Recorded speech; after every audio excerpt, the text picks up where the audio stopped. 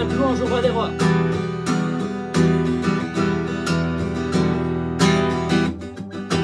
À nous la force, la joie du Seigneur. À nous la puissance, par son bras puissant. À nous la force, à nous la force, la joie du Seigneur. À nous la puissance, par son bras puissant. À nous la force, à nous la force, la joie du Seigneur. À nous la puissance, par son bras puissant.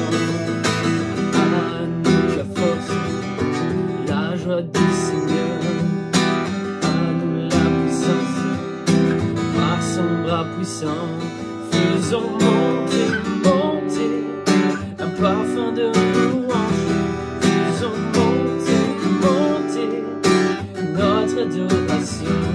Faisons monter, monter un parfum de louange. Faisons monter, monter notre adoration. Revêtu de force, revêtu de force, entouré de gloire, assis sur le trône, à la droite du Père. Revêtu de force, entouré de gloire, assis sur le trône, à la droite du Père. Faisons monter, monter un parfum de louange. Faisons monter, monter notre adoration. Faisons monter, monter un parfum de louange. Faisons monter, monter notre adoration. Faisons monter, monter un parfum de louange.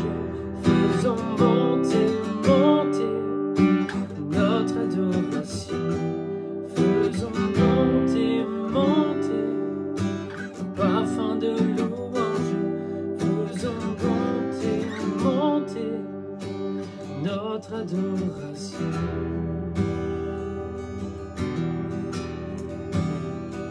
Seigneur, nous voulons faire monter notre adoration vers toi. Nous voulons fléchir le genou, te dire que nous sommes là, Seigneur, et que malgré les tempêtes de notre vie, Seigneur Jésus, tu es présent.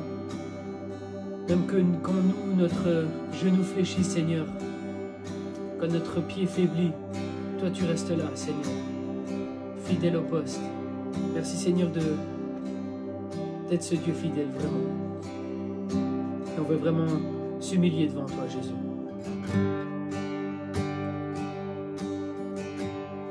Je fléchis le genou devant toi et je veux que tu règnes sur moi.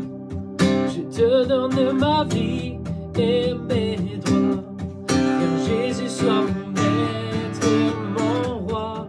Je ne veux pas cacher mon péché, je ne veux pas tromper ta bonté. Je n'ai qu'un seul désir, qu'un seul souhait, celui de te servir, de t'adorer. J'abandonne entre tes mains ma personne. Je ne suis rien, je soumets ma volonté à ta divine royauté. Et je fléchis le genou devant toi. Je veux que tu règnes sur moi. Je te donne ma vie et mes droits, car Jésus soit mon maître et mon roi. Je ne veux pas cacher mon péché, je ne veux pas tromper ta bonté. Je n'ai qu'un seul désir, qu'un seul souhait, celui de te servir,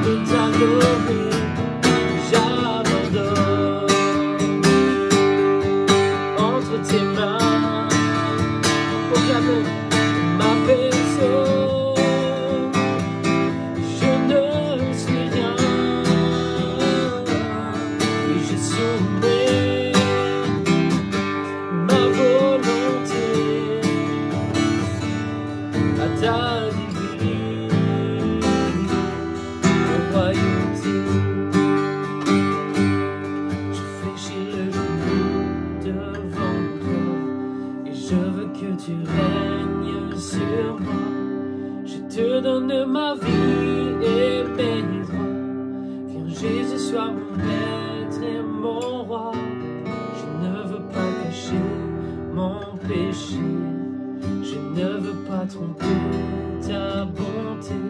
Je n'ai qu'un seul désir, qu'un seul souhait, celui de te servir, de t'adorer. J'abandonne entre tes mains ma personne. Je ne suis rien et je soumets ma volonté à ta divine royauté, à ta divine royauté.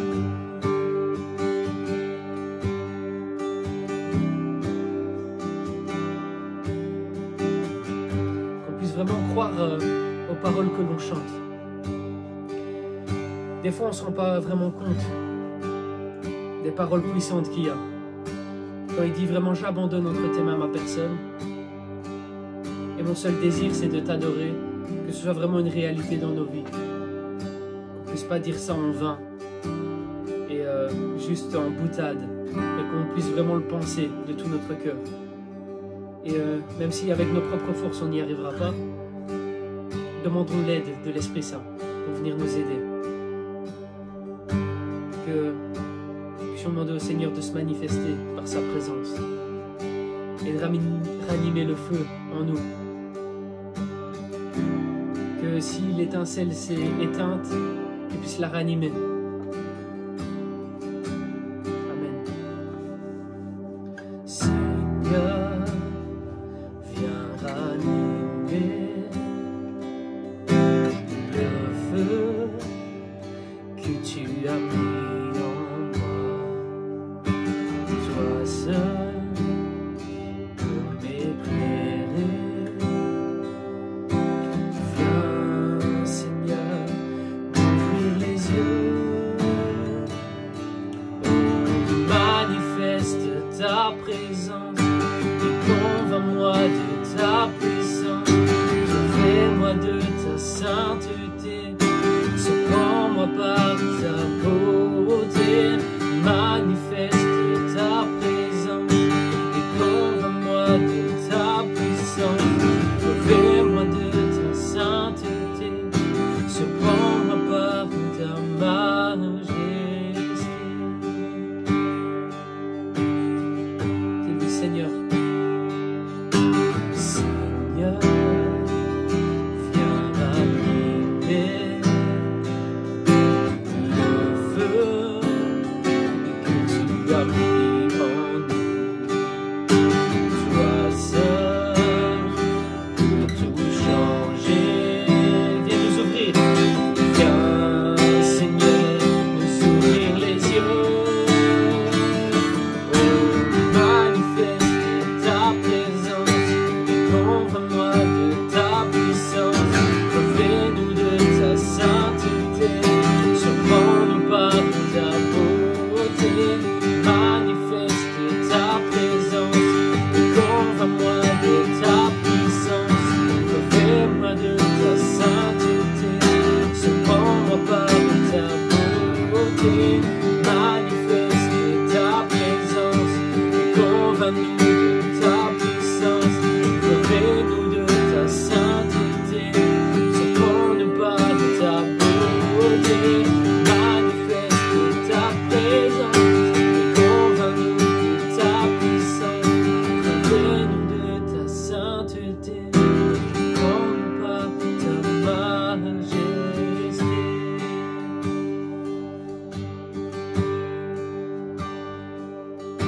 Revêt-nous de ta sainteté, surprends-nous par ta majesté.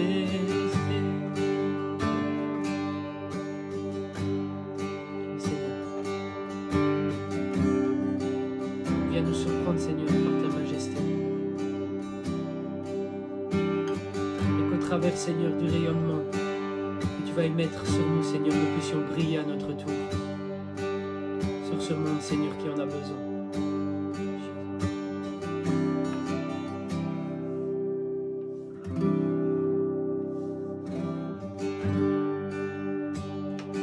terminer ce moment de louange, je prendrai ce chant qui dit je ne suis plus esclave de la peur. Dieu nous a équipés. Et rappelons-nous aussi qui nous sommes en lui. Et tu m'as ébloui par tes mélodies. Tu m'entoures d'un chant d'amour, chant de délivrance devant mes ennemis. Toutes mes craintes s'enfuient. Je ne suis plus esclave de la peur. Je suis enfant de Dieu. Je ne suis plus esclave de la peur. Je suis enfant de Dieu. Avant ma naissance, tu m'avais choisi,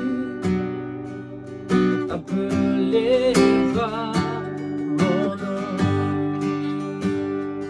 Et tu m'as adopté, je suis de ta famille. Ton sang coule dans mes veines. Je ne suis plus esclave de la peur. Je suis enfant de Dieu.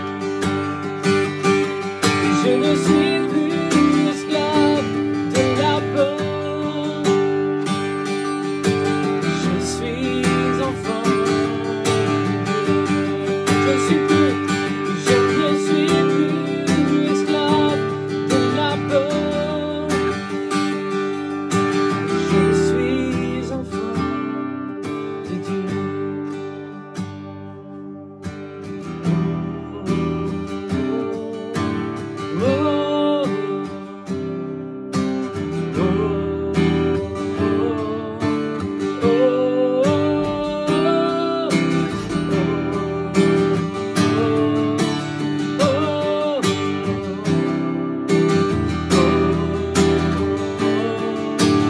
Oh, Dieu vend la mer et je peux la traverser. Mes peurs se noient dans ton amour. Dieu m'a sauvé, alors je peux chanter. Je suis enfant de Dieu. Tu fends la mer. Dieu fend la mer et je peux la traverser. Mes peurs se noient dans ton amour. Dieu m'a sauvé, alors je peux chanter. Je suis enfant de Dieu. Je suis enfant de Dieu. Je ne suis plus esclave de la peur. Je suis enfant de Dieu. Je ne suis plus esclave de la peur. Je suis enfant de Dieu. Amen. Que vous puissiez continuer cette semaine avec la joie dans votre cœur, l'amour, la patience et tous les fruits de l'esprit, afin d'affronter cette semaine et en sortir plus que vainqueur. Soyez bénis. Merci Daniel de nous avoir amenés dans ce temps de louange plus près du cœur de Dieu. C'est tellement important aussi de rappeler aussi que le centre c'est Dieu, que le centre c'est Jésus, que l'on a vraiment besoin toujours de le maintenir à la première place. Bonsoir à tous, bonsoir les amis, très heureux de vous rencontrer à nouveau au travers des réseaux sociaux, et ce soir j'aimerais vraiment vous ouvrir mon cœur, j'aimerais vous parler à cœur ouvert concernant la situation et concernant l'évolution de celle-ci. Nous nous sommes vraiment habitués au confinement, au rythme du confinement. Même si la vie commence tout doucement à reprendre, le retour à la normale est amorcé. Ce retour à la normale, on lui a donné le nom de déconfinement. Comme l'a souligné notre première ministre, tout est à nouveau permis, sauf ce qui est encore interdit. Mais le souffle du déconfinement se fait ressentir de plus en plus. Retour à la normale ou à l'anormale. J'espère que vous comprenez le jeu de mots. Retour à la normale, à une certaine normalité, ou à l'anormal, ce qui n'est pas normal. Celui-ci, c'est-à-dire le déconfinement, semble se charger de promesses, de changements en tout cas. Beaucoup d'entre vous ont souligné l'importance du changement. On ne pourra plus se comporter, vivre, agir comme avant le Covid. Cela doit changer absolument. C'est un impératif. C'est le discours aussi de beaucoup de chrétiens et de pasteurs. Cela doit nous amener à changer. On va changer. C'est pas simplement cela doit nous amener à changer, mais on va changer. Nous voici chargés de nos belles intentions. Nos échanges expriment celles-ci. Le meurtre de George Floyd nous rappelle brutalement et cruellement que l'individu ne change pas si facilement, malgré nos beaux discours et nos engagements. Derek Chauvin, le policier blanc, n'avait-il pas prêté serment à la devise du service de police de Minneapolis, qui est pourtant « to protect with courage, to serve with compassion », c'est-à-dire protéger avec courage et servir avec compassion. Ce policier a totalement failli à sa tâche. Il n'y avait ni courage, ni compassion dans les actes qu'il a commis. Et pourtant, l'espoir est là. L'histoire du changement ou la volonté de changement est aussi ancienne que l'humanité. Lorsque nous étudions l'humanité, lorsque nous étudions l'histoire humaine dans la Bible, dans les écrits sacrés ou même dans l'histoire tout court, on voit cette volonté de changement et finalement l'Union européenne n'est-elle pas l'expression aussi de ce désir de changement? Mais nous avons une cruelle tendance à retomber dans nos ornières, qui elles sont aussi anciennes que l'humanité.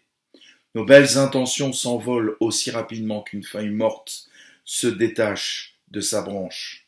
Et pourtant, l'espoir est là.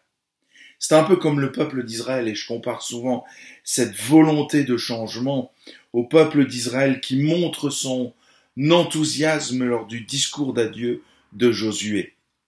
Leur cri, c'est « Nous tiendrons ». C'était leur cri. « Nous tiendrons bon ». Nous n'aurons uniquement que Dieu comme maître et seigneur. Chaque tribu venait de recevoir en partage son territoire qui lui était affecté. C'était le temps de la conquête, et là, à ce moment précis, c'est le temps de l'écoute. Tout le peuple est rassemblé autour de Josué.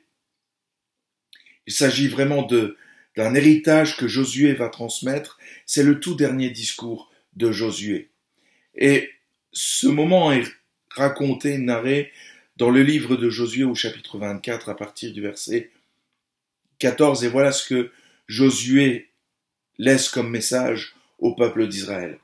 Maintenant, craignez l'Éternel et servez-le avec intégrité et fidélité. Servez-le avec intégrité et fidélité. Faites disparaître les dieux que vos ancêtres servaient de l'autre côté de l'Euphrate et en Égypte, et servez l'Éternel. Mais si vous ne trouvez pas bon de servir l'Éternel, choisissez aujourd'hui qui vous voulez servir. Soit les dieux que vos ancêtres servaient de l'autre côté de l'Euphrate, soit les dieux des Amoréens dans le pays desquels vous habitez. Quant à ma famille et moi, nous servirons l'Éternel.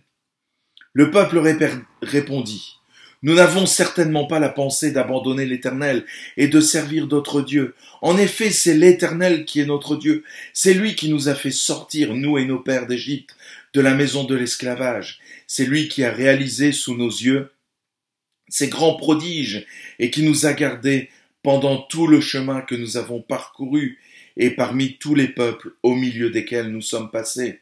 Il a chassé devant nous tous les peuples, y compris les Amoréens qui habitaient ce pays. Nous aussi, nous servirons l'Éternel, car c'est lui qui est notre Dieu. Josué dit au peuple, vous ne serez pas capables de servir l'Éternel, car il est un Dieu saint, il est un Dieu jaloux. Il ne pardonnera pas vos transgressions et vos péchés. Lorsque vous abandonnerez l'Éternel et que vous servirez des dieux étrangers, il se retournera contre vous et vous fera du mal, et il vous fera disparaître après vous avoir fait tant de bien. Le peuple dit à Josué, non, car nous servirons l'Éternel. Josué répliqua au peuple, vous êtes témoins contre vous-même que c'est vous qui avez choisi l'Éternel pour le servir. Ils répondirent, nous en sommes témoins. Faites donc disparaître les dieux étrangers qui sont au milieu de vous, et tournez votre cœur vers l'Éternel, le Dieu d'Israël. Le peuple dit à Josué, nous servirons l'Éternel notre Dieu, et nous lui obéirons. Josué conclut ce jour-là une alliance avec le peuple. Il lui donna une prescription et une règle à Sichem, et il écrivit tout cela dans le livre de la loi de Dieu. Il prit une grande pierre qu'il dressa là, sous le chêne qui se trouvait à l'endroit consacré à l'Éternel. Puis il dit à tout le peuple, la pierre que voici servira de témoin contre nous, car elle a entendu toutes les paroles que l'Éternel nous a dites. Elle servira de témoin contre vous, afin que vous ne reniez pas votre Dieu. Josué renvoya alors le peuple, chacun dans son héritage. Josué lance cet impératif au peuple d'Israël. Maintenant, craignez Dieu et servez-le avec intégrité et fidélité. C'est un impératif et pour le peuple, cela paraît tellement une évidence. Nous tiendrons, nous allons servir, nous nous engageons pour Dieu, nous lui serons fidèles. Loin de nous la pensée d'abandonner Dieu. Loin de nous la pensée de nous tourner vers les dieux des autres nations pour nous sentir en sécurité. Mais vraiment loin de nous. Qu'est-ce que tu vas penser là, Josué? Quand je compare le discours de Josué et celui de Moïse, on retrouve les mêmes injonctions et les mêmes craintes. Et le peuple qui dit « Rassurez-vous, nous tiendrons le coup, nous lui serons attachés, il n'y aura qu'un seul Dieu devant notre face. » On retrouve cette même attitude aujourd'hui. Je parle ici de l'attitude, pas du contenu du discours. Oui, on va changer. Oui, nous n'allons plus nous comporter et vivre comme avant. Nous allons vivre notre relation avec Dieu autrement. Nous allons changer. C'est nécessaire. Les intentions sont là comme le peuple d'Israël. La volonté est présente. Mais allons-nous réellement changer? Avez-vous réellement changé? L'histoire du peuple d'Israël dans les juges, dans le livre de Samuel, dans les livres de Samuel, des rois, des chroniques, nous montre que l'homme a la fâcheuse tendance à retomber dans ses travers dramatiquement. Que faire pour vraiment changer? Parce que nous voulons changer, mais c'est tellement difficile de changer. Même Jésus le déclare, sans moi, vous ne pouvez rien faire, sans moi, vous ne pouvez pas changer. Il est important de se souvenir de ce temps, de se souvenir de l'avant, de ces moments, pour vraiment prendre des décisions de changement. Pour vraiment changer, que nous faut-il? Franchement, les amis, il ne faut pas chercher midi à 14h pour changer. Jésus nous donne vraiment les clés, la clé pour le changement. En fait, la crise du coronavirus révèle aussi quel est l'impact de la parole de Dieu dans nos vies. Et pour exprimer l'impact de cette parole dans nos vies, Jésus va utiliser une magnifique parabole que nous prenons dans le cadre souvent de l'école du dimanche. C'est la parabole du semeur dans Matthieu 13, où il dit à partir du verset 4, « Un semeur sortit pour semer. Comme il semait, une partie de la semence tomba le long du champ. Les oiseaux vinrent et la mangèrent. Une autre partie tomba dans les endroits pierreux, où elle n'avait pas beaucoup de terre. Elle leva aussitôt, parce qu'elle ne trouva pas un sol profond. Mais quand le soleil parut, elle fut brûlée et sécha faute de racines. Une autre partie tomba parmi les épines montèrent et l'étouffèrent. Une autre partie tomba dans la bonne terre, elle donna du fruit, un grain 100, un autre 60, une autre 30. Que celui qui a des oreilles pour entendre, entende. Verset 19. Et là Jésus donne l'explication de la parabole. Lorsqu'un homme écoute la parole du royaume et ne la comprend pas, le malin vient et enlève ce qui a été semé dans son cœur. Cet homme est celui qui a reçu la semence le long du chemin. Celui qui a reçu la semence dans les endroits pierreux, c'est celui qui entend la parole et la reçoit aussitôt avec joie. Mais il n'a pas de racine en lui-même. Il manque de persistance. Et dès que survient une tribulation ou une persécution, à cause de la parole, il y trouve une occasion de chute. Je paraphrase un petit peu le verset 21, mais il n'a pas de racine en lui-même, il manque de persistance. Et dès que survient le Covid, il y trouve une occasion de chute. Celui qui a reçu la semence parmi les épines, c'est celui qui entend la parole, mais en qui les soucis de ce siècle et la séduction des richesses étouffent cette parole et la rendent infructueuse. Je paraphrase aussi ce texte, ce verset 22. Celui qui a reçu la semence parmi les épines, c'est celui qui entend la parole, mais lorsque les conséquences du Covid se manifestent, tout cela étouffe cette parole et la rend infructueuse. Celui qui a reçu la semence dans la bonne terre, c'est celui qui entend la parole et la comprend. Il porte du fruit, et un grain en donne 100, un autre 60, un autre 30. La crise du coronavirus est un excellent outil pour déterminer finalement à quelle catégorie de terrain j'appartiens. L'église locale, et je ne parle pas de l'église universelle, c'est deux choses différentes. L'église universelle, c'est l'église que la Bible appelle l'épouse, celle que Christ revient chercher, celle qui est en partie chez les catholiques, en partie chez les orthodoxes, en partie chez les protestants, en partie chez les évangéliques, en partie chez les baptistes, chez tous les chrétiens, tous ceux qui s'appellent chrétiens. L'épouse, elle est composée de ces personnes qui suivent Jésus-Christ réellement et sa parole là où il se trouve, dans l'église où il se trouve.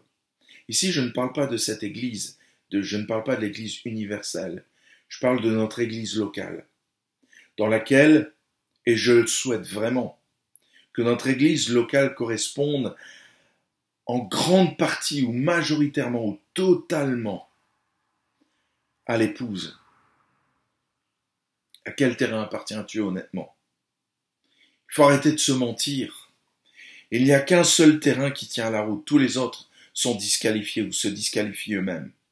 Je suis convaincu qu'un certain nombre d'entre vous correspondent au terrain pierreux.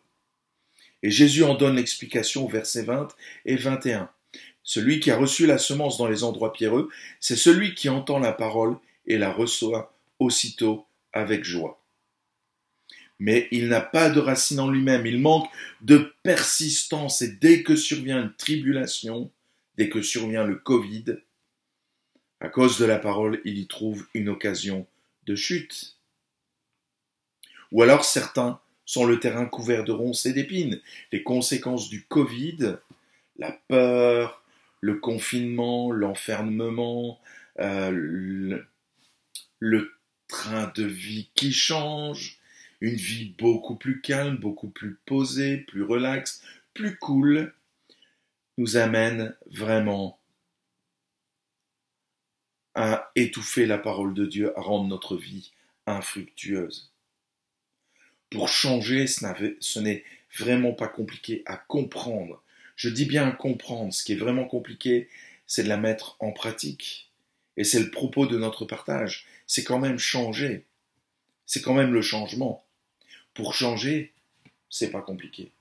En tout cas, comprendre intellectuellement et spirituellement. Il faut mettre en pratique la parole de Dieu. Et je dis bien mettre en pratique la parole de Dieu, pas dans ce qui nous arrange, ce qui nous fait du bien, ce qui fait du bien à notre chair. Je dis mettre en pratique la parole de Dieu dans son entièreté. Et c'est comme cela que nous allons porter du fruit. Il s'agit pas simplement de la lire ou de la comprendre ou de l'étudier, comme au travers par exemple du cours Instay que nous avons à l'église, mais c'est de la mettre en pratique. C'est le thème du premier cours Instay, mettre en pratique la parole de Dieu, être un disciple de Jésus, renoncer à soi-même. La bonne terre, c'est celui qui met en pratique la parole de Dieu, dans absolument tous les domaines. Et c'est comme cela que notre vie porte du fruit ou portera du fruit. Une évaluation est faite à la fin de cette parabole. Le grain qui tombe dans la bonne terre donne du fruit. 100, 60 ou 30. Quel fruit portes-tu pour l'évangile? Quel fruit portes-tu pour la bonne nouvelle, pour la cause du royaume de Dieu? Pour que la graine porte du fruit, il faut qu'elle meure en terre, pour se développer et enfin porter du fruit. La Bible parle donc de mort à soi-même, pour porter du fruit. Nous avons l'habitude de dire qu'en tant que chrétiens, il faut profiter de la vie, que Dieu nous a donné la vie, qu'il faut se réjouir de la vie qu'il nous a donnée. Je suis tout à fait d'accord avec vous qu'il faut profiter de la vie qu'il nous a donnée. Mais es-tu mort à toi-même afin de porter du fruit? Je crains que pour beaucoup, le confinement soit devenu non pas confinement et réflexion au temps d'arrêt, mais soit synonyme d'assoupissement et de refus de mort à soi-même. Nous devons profiter de la vie que Dieu nous a donnée, surtout avec la crise du coronavirus. Qu'est-ce qui peut nous tomber dessus? Le risque zéro n'existe plus cette crise, cette pandémie nous rappelle que nous sommes à l'abri de rien du tout. Mais es-tu mort à toi-même afin de porter du fruit? La mort à soi-même, c'est appliquer. Je vais lâcher, je vais le dire, mais la mort à soi-même, c'est appliquer la discipline de Jésus. C'est mettre en pratique la parole de Dieu dans son entièreté et pas ce qui nous plaît. Nous sommes confinés chez nous encore, même si c'est le déconfinement qui est amorcé, la 3e phase. C'est tellement bien d'être confiné chez soi, plus à servir, plus à être engagé dans un service quel qu'il soit, plus à se donner, plus à se lever tôt le matin pour aller au culte. On nous sert le culte sur un plateau. Je reste dans mon canapé, bien au chaud, avec mes slashs en short, dans une attitude parfois qui manque de respect. Pas besoin de stresser les enfants, c'est cool, pas besoin de les lever, ils se lèvent à leur aise et peuvent suivre l'émission, le temps qui est réservé aux enfants en pyjama. En plus, je ne verrai peut-être pas des personnes qui vont m'énerver à l'église, qui m'énervent, avec qui j'ai pas forcément des activités. Pas de prise de tête, c'est le bien-être. C'est tellement cool. Oui, nos réunions virtuelles sont nécessaires. Elles sont nécessaires pour les personnes qui ne savent pas se déplacer. Elles sont nécessaires, vraiment. Pour l'instant, elles sont nécessaires. Mais comment vas-tu agir avec le déconfinement? Est-ce que celui-ci t'a amené à porter plus de fruits ou tout simplement t'a complètement étouffé? Le confinement servira d'évaluation. Si tu es honnête avec toi-même, il te montrera à quel terrain tu fais partie. Je vous ouvre mon cœur en tant que votre pasteur et en tant que serviteur de Dieu. Je crains pour beaucoup d'entre vous, je ne sais pas comment je vais vous retrouver. Certains auront même peur peut-être de rejoindre les réunions publiques, présentielles qui vont se mettre en place d'ici peu de temps. Certains auront peur de rejoindre pour X raisons, qu'elles soient valables ou pas. Mais à quel terrain fais-tu partie? Portes-tu du fruit ou tout simplement cette crise du corona t'a étouffé, a étouffé ta foi, a étouffé ta flamme et il reste plus grand-chose. Il reste plus grand-chose. Alors je t'invite à réfléchir. Quel est l'impact de la parole de Dieu dans ta vie? Est-ce que le Saint-Esprit travaille au travers de la parole de Dieu dans ta vie? Est-ce que la parole de Dieu est vraiment le guide de ta vie? Est-ce qu'elle inspire ta discipline de prière, de louange, de méditation, de service, d'amour du prochain, d'amour de l'autre, d'amour de ta famille, d'amour de tes enfants, de te donner? Est-ce que la Bible est vraiment celle qui transforme ta vie? Ou elle n'est que celle qui travaille à la surface, mais ne va pas en profondeur? Quand on bricole, quand on fait du bricolage et qu'on travaille le bois, et qu'on va traiter le bois, on est obligé de mettre un produit d'imprégnation, c'est-à-dire un produit qui va aller en profondeur, avant de mettre d'autres produits tels que des vernis ou de la peinture qui, eux, vont traiter la surface. Avec la parole de Dieu, nous nous contentons parfois de mettre de la peinture, mais nous n'allons pas en profondeur. Nous ne laissons pas la parole de Dieu nous imprégner et transformer notre vie. Nous l'utilisons simplement comme de la peinture, pour que ça fasse effet. Mais nos vies ne sont pas réellement transformées en profondeur. Quel terrain es-tu? Le confinement et le déconfinement vont révéler à quel terrain tu appartiens. Et j'aimerais vraiment vous retrouver en bonne santé spirituelle dans quelques semaines. Vraiment. Mais j'ai peur pour beaucoup d'entre vous. Je vous ouvre mon cœur. À quel terrain fais-tu partie? As-tu changé positivement, spirituellement? Est-ce que des choses ont changé dans ta vie? Est-ce que tu as pris des priorités pour ta vie? Est-ce que le confinement t'a amené à réfléchir? Si rien n'a changé, tu es passé complètement à côté. Je vous invite à prier. Seigneur, merci pour l'Église, parce que tu ne nous as pas laissés orphelins, tu as envoyé le Saint-Esprit pour parler à nos cœurs, et le week-end de Pentecôte, le dimanche et lundi, est là pour nous rappeler l'importance du Saint-Esprit dans nos vies, l'importance de l'action du Saint-Esprit dans nos vies pour les transformer.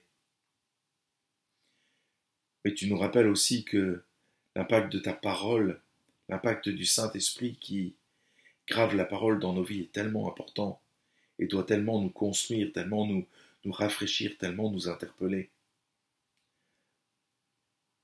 Seigneur, je te prie pour l'Église en général. Tu connais le cœur des uns et des autres. Tu connais nos préoccupations, nos craintes. Tu sais comment peut-être le corona nous a impactés émotionnellement, nous a fragilisés émotionnellement. Tu sais comment les crises peuvent nous déstabiliser et générer de l'angoisse. Mais tu es celui qui a connu l'angoisse, tu sais ce qu'est l'angoisse, et sur la croix tu as porté aussi nos angoisses, même celles qui sont liées au coronavirus. Et ma prière, Seigneur, ce soir, c'est que chacun d'entre nous puissions être interpellés par ta parole pour transformer nos vies, de gloire en gloire, transformer de gloire en gloire à l'image de Christ. Tu parles à nos cœurs ce soir. Et Saint-Esprit, tu nous montres réellement où nous en sommes, afin de mettre en place une politique de changement, en mettant en pratique ta parole. Seigneur, tu dis que un peu d'assouplissement et une ruine soudaine s'abat sur toi. Je te prie que le confinement ne soit pas synonyme d'assouplissement, mais de remise en question, de rapprochement de toi, où nous redécouvrons ton amour, ta présence dans nos vies, ta présence qui change, ta présence qui façonne, qui révèle et qui transforme. Merci Jésus de continuer cette œuvre dans nos vies. Saint-Esprit, cette parole n'est pas culpabilisatrice. Cette parole se veut vivifiante, transformante. Et être disciple, ce n'est pas lourd. Être disciple, c'est te ressembler, c'est te laisser façonner nos vies et porter du fruit pour le royaume de Dieu et pour l'éternité. Merci Jésus, parce que c'est à ça que tu nous appelles. Que tu sois béni, élevé, glorifié, acclamé dans toute ta sainteté et dans toute ta dignité, car nul n'est semblable à toi.